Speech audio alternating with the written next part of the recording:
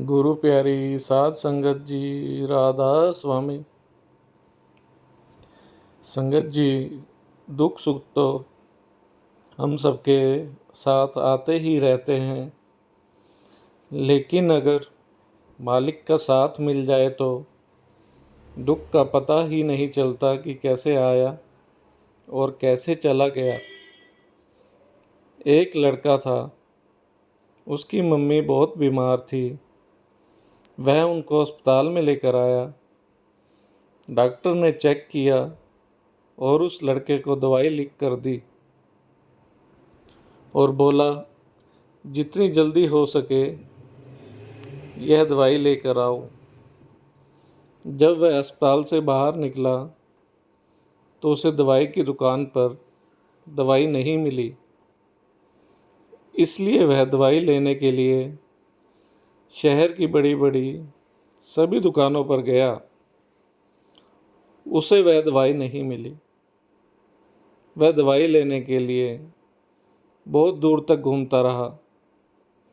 आखिर में उसको एक दवाई की दुकान नज़र आई। वह वहाँ गया। उसको वहाँ से दवाई मिल गई। दवाई लेकर जब वह बाहर आया तो उसकी बाइक स्टार्ट नहीं हुई। शायद उसमें तेल ख़त्म हो गया था।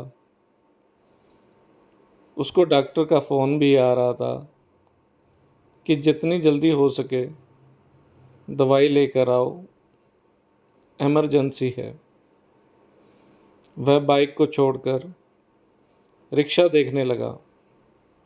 रिक्शा वाला से उसने पूछा तो रिक्शे वाला जहाँ पर 20 रुपये लगते हैं 100 रुपये या 150 रुपये सवारी मांग रहे थे, लेकिन उसके पास इतने पैसे नहीं थे तो वह पैदल ही चल पड़ा।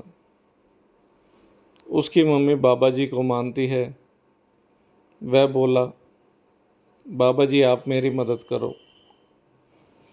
जब कोई रास्ता नज़र नहीं आता तो हम सब अपने सतगुरु को ही याद करते हैं। तभी उसको एक रिक्शा दिखाई दी।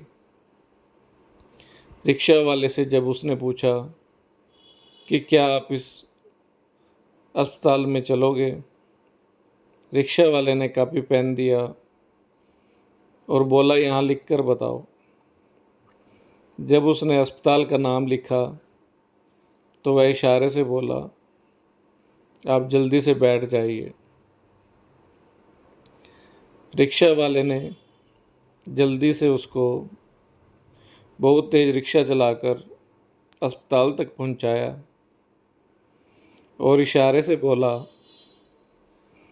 कि आप पहले मरीज़ को दवाई देकर आओ, उसके बाद आप मेरे को पैसे दे देना।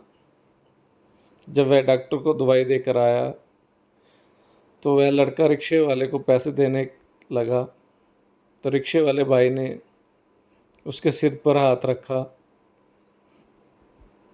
और ऊपर भगवान की तरफ हाथ करके बोला, सब ठीक हो जाएगा। जब लड़के ने रिक्शा वाले भाई को पैसे दिए तो वह नहीं ले रहा था, क्योंकि वह समझ गया था कि अपनों का दुख क्या होता है।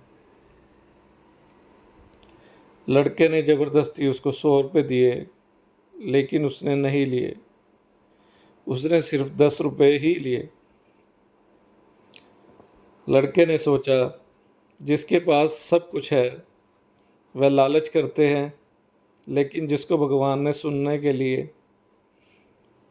कान और बोलने के लिए जुबान नहीं दी, वह मन का कितना साफ है। जो एक बच्चे की मजबूरी को समझता है। ऐसे ही एक और साखी है।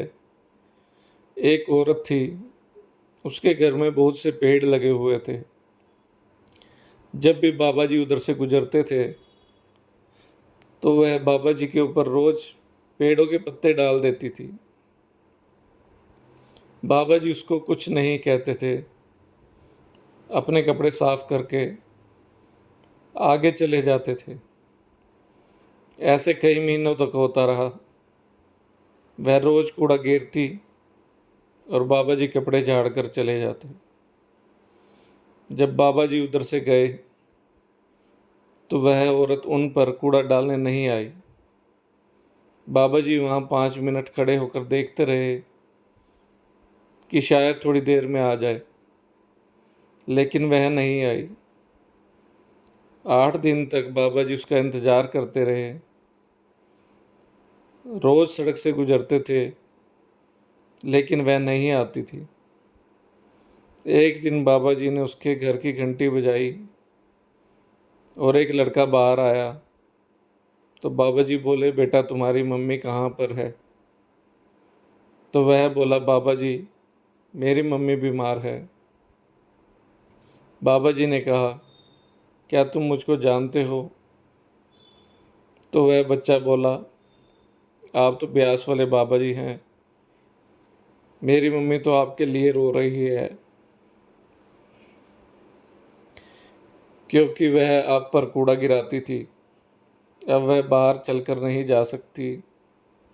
वह कूड़ा सिर्फ इसलिए गिराती थी कि शायद आप उसे देखकर बात कर लें, लेकिन आप तो पल्ला झाड़कर वापस चले जाते थे। लड़का बाबा जी को अपनी माँ के पास अंदर ले गया। उसकी माँ बाबा जी को देखकर बहुत रोने लगी कि बाबा जी, मैं आपके ऊपर रोज़ कूड़ा घेरती थी और आप मुझे दर्शन देने आ गए। बाबा जी बोले, तुमने अपना काम किया, मैं अपना काम कर रहा हूँ। बाबा जी ने कहा, तू घबरा मत, ठीक हो जाएगी। ब्यास डेरे का जो हॉस्पिटल है, तो वहाँ पर अपनी माँ को लेकर जाओ और इसका इलाज करवाओ। तो वह बोली, बाबा जी हमारे पास दवाई लेने के भी पैसे नहीं। तो बाबा जी बोले, उसकी चिंता ना कर।